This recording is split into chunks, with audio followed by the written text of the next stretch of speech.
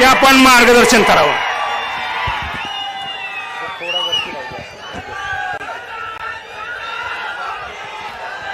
येळकोट येळकोट येळकोट येळकोट.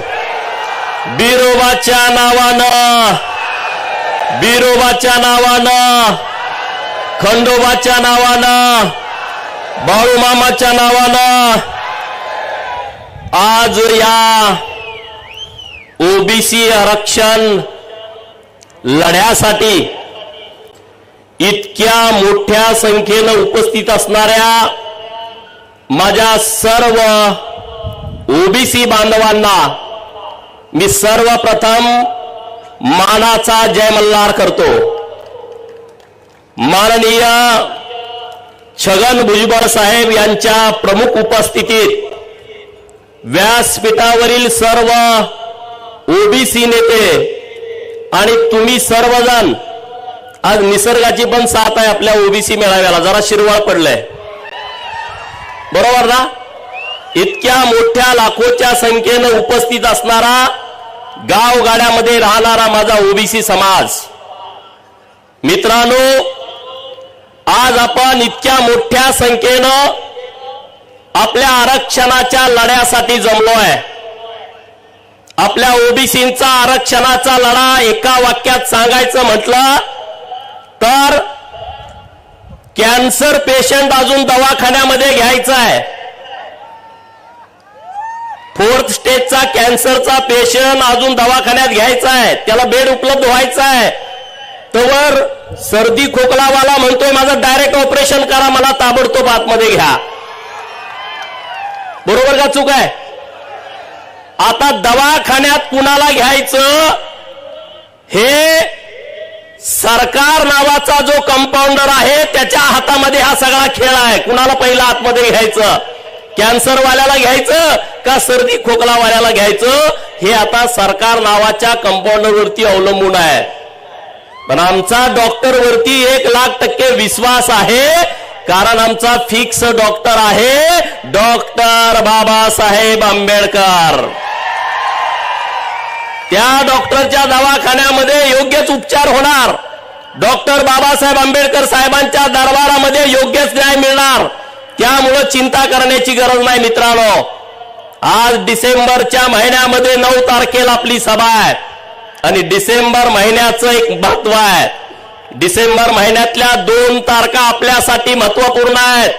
1 तारीख आहे 3 डिसेंबर, सिंहासनाचा कुठलाही गंध नसणारा, सिंहासनाचा कोणताही संबंध नसणारा दासी पुत्र यशवंतराव होळकर स्वकर्तृत्वावरती चक्रवर्ती झाला.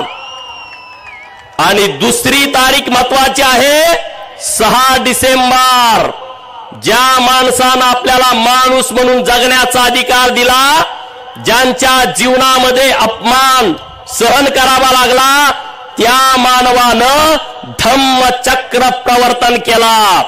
2 चक्र महत्वाचे आहेत, एक चक्रवर्ती आणि धम्मचक्र प्रवर्तन. ही 2 चक्र या महाराष्ट्रातल्या आणि देशातल्या बहुजनांच्या आयुष्यामध्ये परिवर्तन करून गेली, बदल करून गेली, आपल्याला सामाजिक न्याय देऊन गेली. आणि म्हणून महाराजा यशवंतराव होळकर आणि डॉक्टर बाबासाहेब आंबेडकर ही 2 माणसं आपल्या आयुष्यामध्ये फार महत्वाची आहेत मित्रांनो. आज ही नुसती सभा नाही आहे, हा आज नुसता मेळावा नाही आहे. अरे माननीय छगन भुजबळ साहेबांच्या नेतृत्वातलं हे सोशल इंजिनिअरिंग आहे. हे महाराष्ट्रातलं सगळ्यात मोठं सोशल इंजिनिअरिंग आहे मित्रांनो. आज ही गावगाड्यातल्या पारधी समाजाला, भिल्ल समाजाला गावातला प्रस्थापित गुन्हेगारी नजरेनं बघतो, गावातला प्रस्थापित गुन्हेगारी नजरेनं बघतो.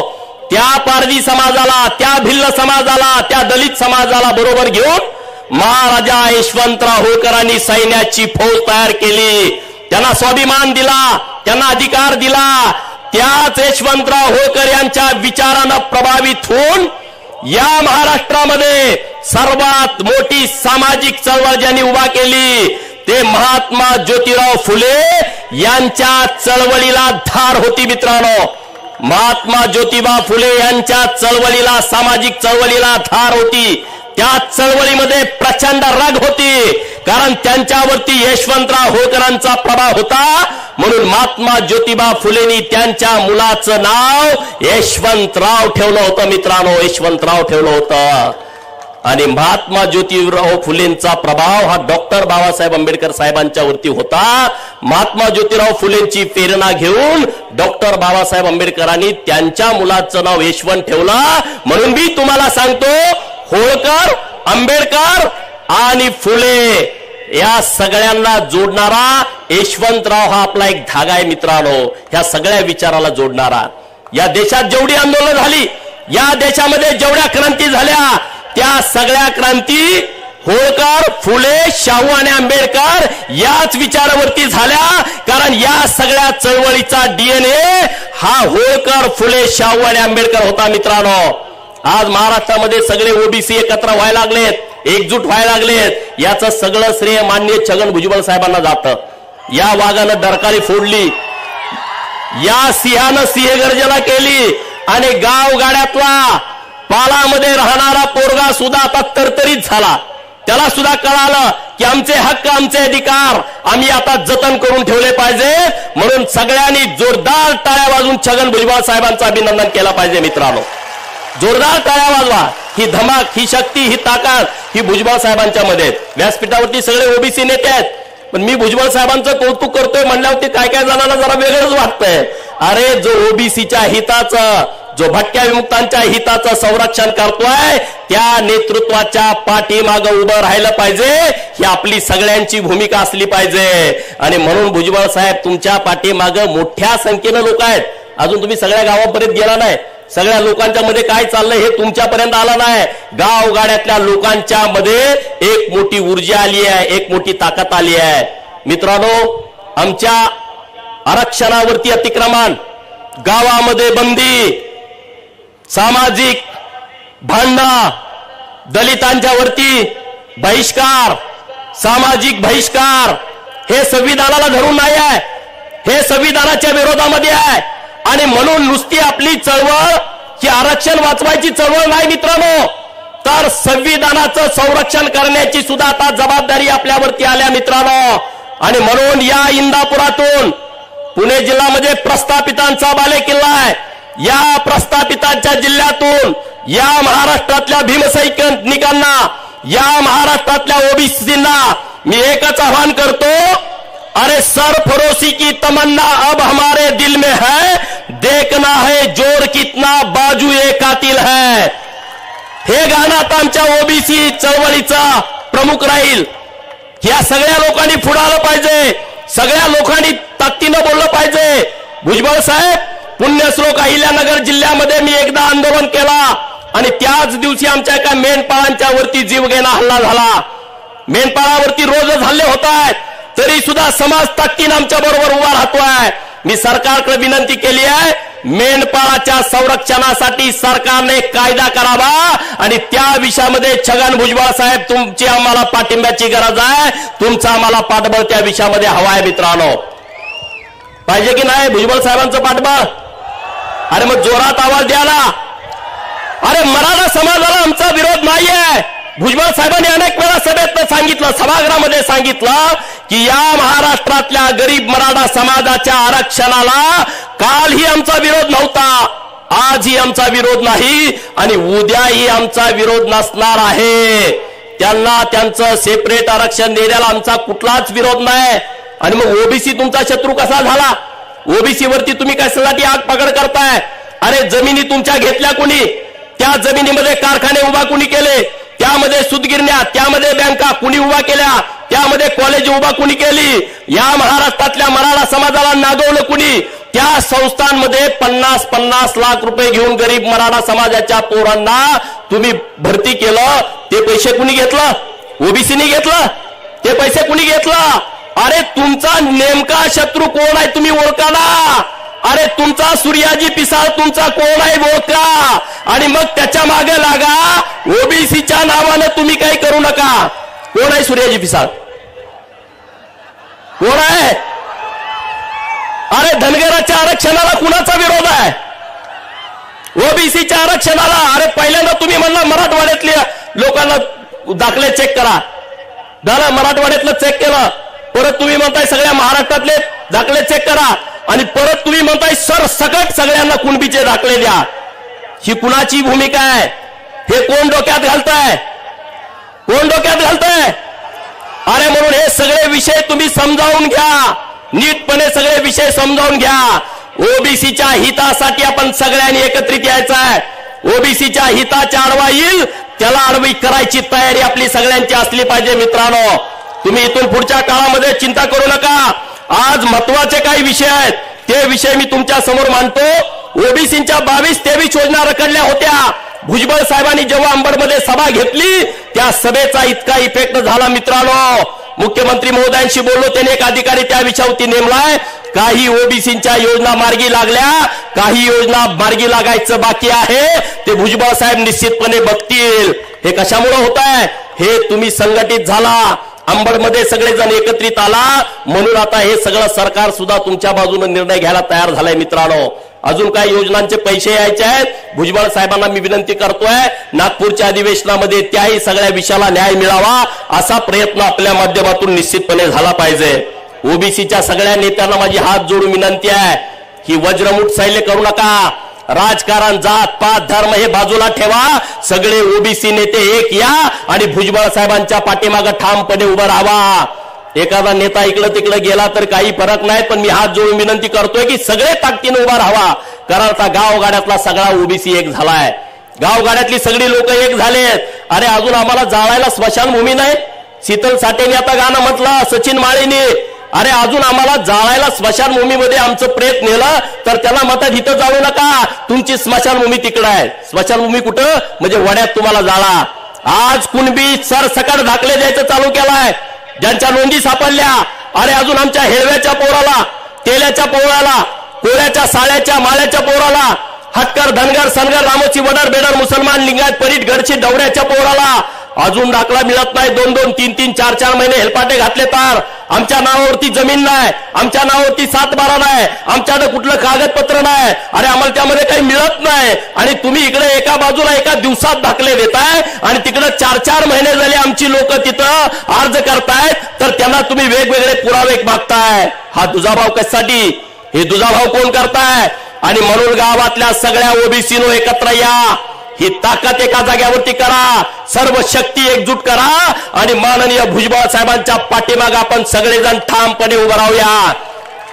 मी बघितलं अंबडची सभा झाल्यानंतर बरंच वातावरण महाराष्ट्रामध्ये झालं. भुजबळ साहेबांना असं करेन, भुजबळ काही नाही. भुजबळ साहेबांच्या डोक्याचा केस सुद्धा कोणी वाकडा करू शकत नाही. का करू शकतंय? दौलत नारायण इथं गर्जना केली, आता रामोशेंच्या वतीनं केली का नाही? ऐकली का नाही? रामोशावरती विश्वास ठेवला तर तो केसालाही धक्का लागू देत नाही. रामोशाचा विश्वासघात झाला तो टाळूला केसच ठेवत नाही. दौलत नारायण सांगितलं, मी महाराष्ट्रातल्या 5 कोटी धनगरांच्या वतीनं भुजबळ साहेबांच्या पाठीमागे आम्ही ठामपणे खंबीरपणे उभे आहोत, हा शब्द सगळ्यांच्या वतीनं देतो. चिंता करू नका. आता पाडापाडीची भाषा सुरू झाली का नाही? ह्याला पाडतो, त्याला पाडतो, अमक्याला पाडतो, तमक्याला पाडतो. अरे पाडापाडीच्या भाषेवरती मला हे सांगायचं आहे, हुकूमत तो वही करते हैं जिनका लोगों के दिलों पे राज होता है. हुकूमत तो वही करते हैं जिनका लोगों के दिलों पे राज होता है, वरना यूं तो मुर्गों के सर पर भी ताज होता है. आणि बरोबर ना? आणि त्यामुळे चिंता करू नका कसलीच, आणि एकजूट व्हा, एक ताकद व्हा. गावगाड्यातली सगळी एकत्रित लोक यायला लागले. सगळ्या लोकांनी आज भुजबळ साहेबांच्या पाठीमागे पाठबळ उभा केलाय. सगळे विसरून टाका. गावातल्या आता नाभिक समाजाच्या नेत्यांनी सांगितलं, अग्री कोळी समाजाच्या नेत्यांनी सांगितलं, हे गावातले छोटे छोटे समाज आपण काय क्रांती करू शकतो बघा. अरे तुम्ही हिनवता, गावात नाभिक समाजाची घरं किती, गुरव समाजाची घरं किती, लोहाराची, सोनाराची, सुताराची घरं किती, आम्हाला हिनवता. अरे आज तुम्ही गावात एक जर ओबीसीचा दाखला दिला कुणबीचा तर आमचं सरपंचाचं आरक्षण गेला, दुसरा दाखला द्यायची गरज नाही. एक पंचायत समिती गणामध्ये तुम्ही जर दाखला दिला तर आमचं ओबीसीचं पंचायत समितीचं आरक्षण गेला. जिल्हा परिषद गणामध्ये एक दाखला गटामध्ये दिला तर आमचं झडपीचं आरक्षण गेलं ना. अरे ह्या राज्यकर्त्यांना हेच करायचं आहे की ह्या प्रस्थापितांच्या घरामध्ये पिलावडी खूप झाल्या, आमदार खासदारकीच्या मंत्र्याच्या जागा त्यांच्या पॅक झाल्या, मग त्यांना ओबीसीच्या झडपी जागेवरती मेंबर व्हायचा आहे, नगरसेवक व्हायचा आहे, पंचायत समितीचा सदस्य व्हायचा आहे, ग्रामपंचायतचा सदस्य आणि गावचा सरपंच व्हायचा आहे, जिल्हा परिषदचा अध्यक्ष व्हायचा आहे, नगरपालिकेचा नगराध्यक्ष आणि महानगरपालिकेचा महापौर व्हायचा आहे.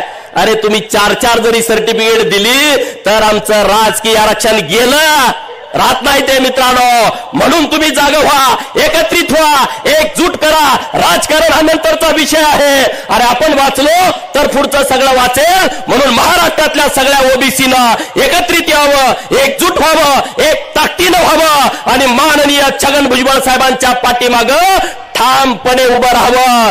एवढीच मी विनंती तुम्हाला करतो. 11 तारखेला विधान भवन नागपूरला धनगर समाजाच्या आरक्षणाची अंमलबजावणी व्हावी म्हणून मोर्चा ठेवलाय. सगळ्या महाराष्ट्रातल्या धनगर समाजाला माझं आव्हान आहे, लाखोच्या संख्येने तिकडे या, घरात बसू नका, दारा काढत मेंढर चाळ इकडे नाही, ते काम रोजच आहे आपल्याला.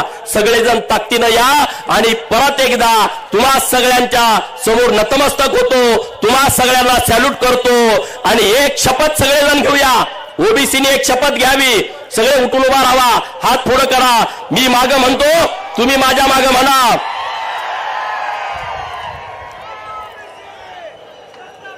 मी अशी शपथ घेतो की आम्ही ओबीसी भटके विमुक्त आदिवासी दलित लोक संविधान साक्षी ठेवून शपथ घेतो की उपेक्षितांच्या न्याय हक्कासाठी शेवटच्या श्वासापर्यंत संघर्ष करू. महाराष्ट्राला समता, समानता, बंधुतेच्या वाटेवर पुढे नेऊ.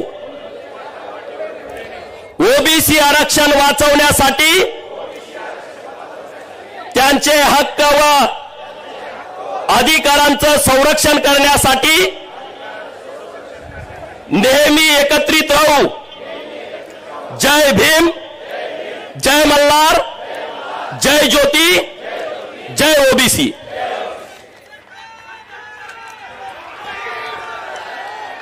धन्यवाद पडळकर साहेब.